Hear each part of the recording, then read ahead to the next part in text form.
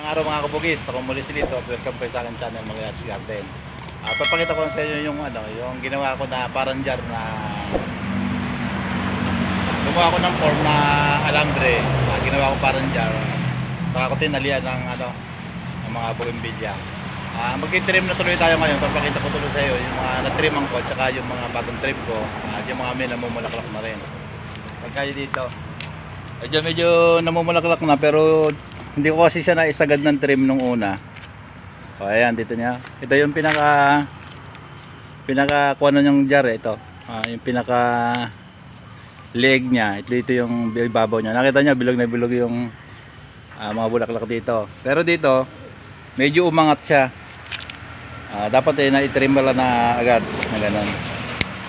Para yung mga bulaklak niya nakadikit lang. Medyo nakaangat at namumulaklak na. Di ba maganda? Ito pa yung isa. Kaya ngayon ito, nagtitrim ako, pero hinuli ko na to para ipakita ko sa inyo na ititrim ko ngayon. Titriman natin ngayon pag ganito. Para pag namulaklak, nakadikit siya. Hindi naman masyadong sagad, pag ganyan lang.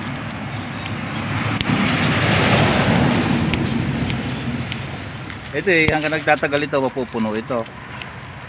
Kasi kailan ko lang ginawa ito Kaya trim lang natin yung mga dulo-dulo na ganyan. Gaya dito sa taas. Ito pwede natin na gawin doon. Ganyan.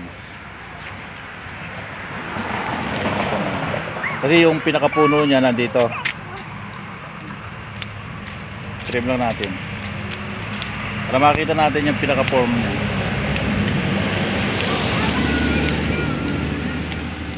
Jadi jar ito, nakita nyo, ito yung pinaka leg nya, ito yung niya.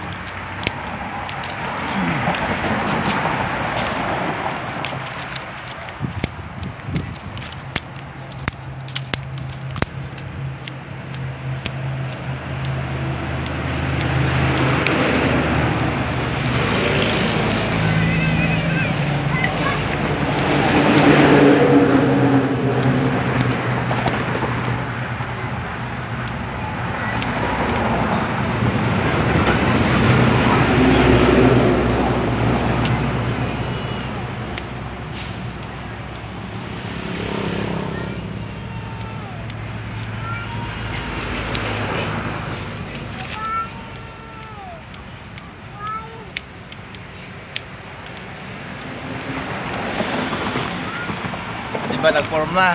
Nakita nyo.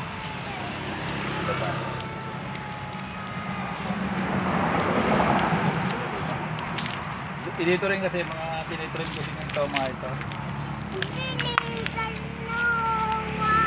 Ito, dahil bulaklak na ngayon puno na. Kahit ito. Ito na-trim ko kanina, ito yung mga tiniram ko dito. Marami. Pwedeng mahingi, kaya lang wala naman nahihingi.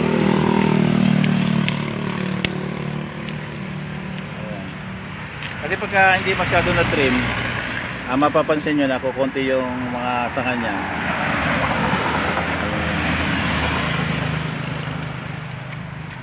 Ito na trim na rin. Ito yung mga napansin nyo dati, ito yung mga matataas na bougainvillea ko. Ayan doon. At tinirim ko siya ng mga bagong trim na rin.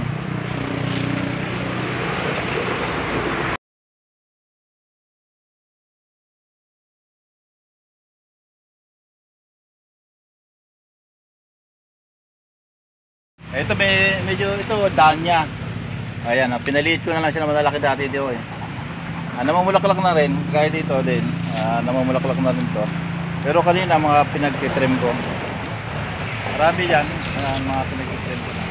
Kasi alam nyo, malapit ng magsibulaklak. Saka ang gagawin ko dito, gusto ko yung medyo may puno siya na ganito. Saka bibilugin ko na lang dito, kaya pine-perfect ko siya. Ititrim ko siya na maganda.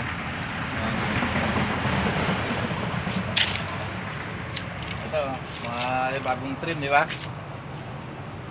Kasi pagka yung mga humahaba yung sanga, pag namulaklak siya, eh hindi magandang tingnan, kaya inumpisahan ko na sa ganyan. Ito may namumulaklak na rin, kagaya nito, dalawang dark pink.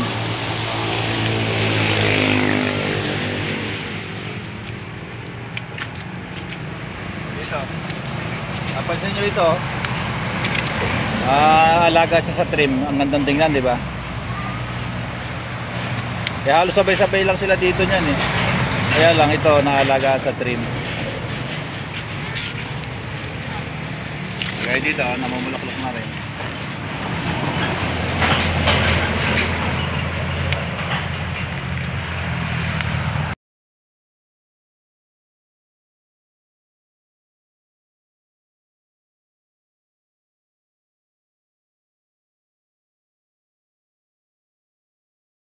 Ko pa kayo dito sa mga hindi ko na triman dito. Marami pa dito. Hindi ko pa na triman dito sa gawin na to. Pagka kasi alam niyo, pagka maulan ng maulan, lumulusog yung mga halaman natin. Nagpapanay sanga. Pero nag-uumpisa na rin silang mamulaklak, ayan kahit doon may mga bulaklak na rin. Kaya pwede natin agarin na triman. Ay dito sabay linis. Di pa ako bukas pa lang ako dito makapag-trim sa gawin na to. Kasi kailangan natin mag-trim para sa pamumulaklak niya maging maganda.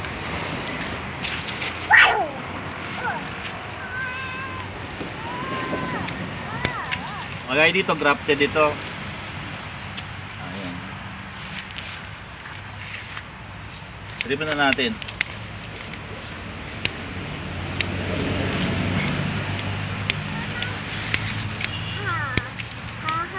Masyadong mahaba na yung mga dahon, kailangan na matriman.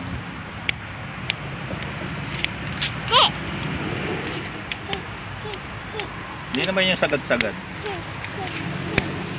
Maging maganda lang siya sa pamumulaklak niya.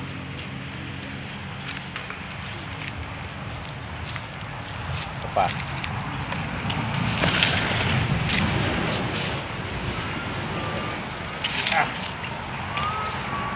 Mga grafted to eh. Alam mo ito yung maliliit lang ang puno, nag-enwrap ko agad. Luwang na ng sakop, di ba? Opal flame din ito at saka yung talong white. May mga kasama pa.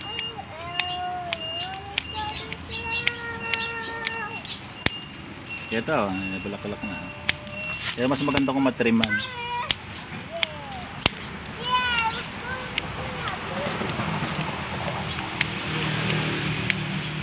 Tsaga-tsaga muna tayo ngayon. Alam niyo ito, talagang gaganda ito.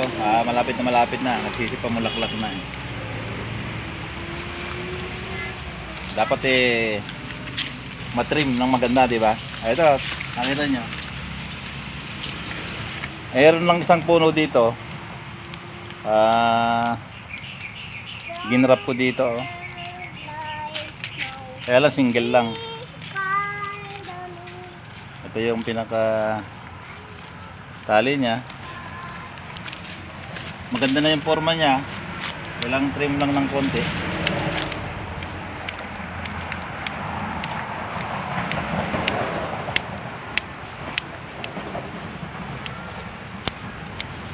Isipan mo laklak na rin ito. Nag-uumpisa na. Bukas abunuhan ko na itong mga ito. Papakita ko rin sa inyo kung paano yung gagawin natin pag-aabono. Diba? Ganda na yan, na-trim na. Yung mga malalaking, yung mga nagdadahon sa baba, maganda kung tatanggalin natin na ganyan. Nakita nyo, iba yung dahon sa baba, no? Diba? Ang ganda na. Parang siyang nabobonsai.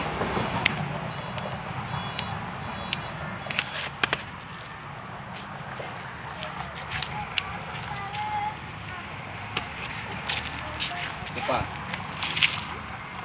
Ganun din, crafted ito. Pero ito maliliit lang na puno na ginrap ko, hindi yung mga malalaki. Ayan. Opal flame din ito. Isa. Trim na rin natin. Ito.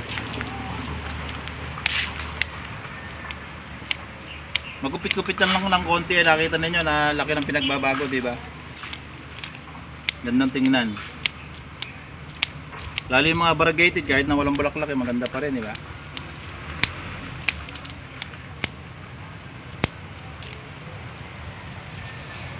Ito, pwede natin tanggalin ito.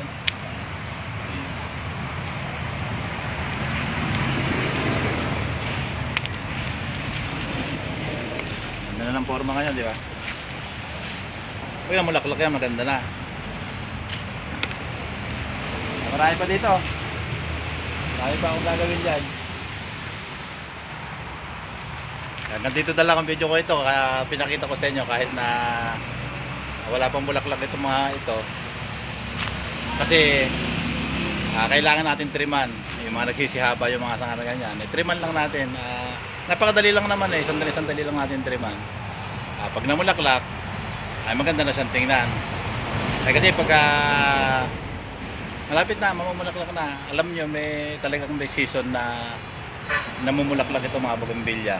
Pero talagang may bougainvillea na lahat ng season namumulaklak, yung masisipag mamulaklak. Pero yung mga iba hindi masyadong mamulaklak. Nandito na lang at maraming salamat sa panonood nyo. Bye bye.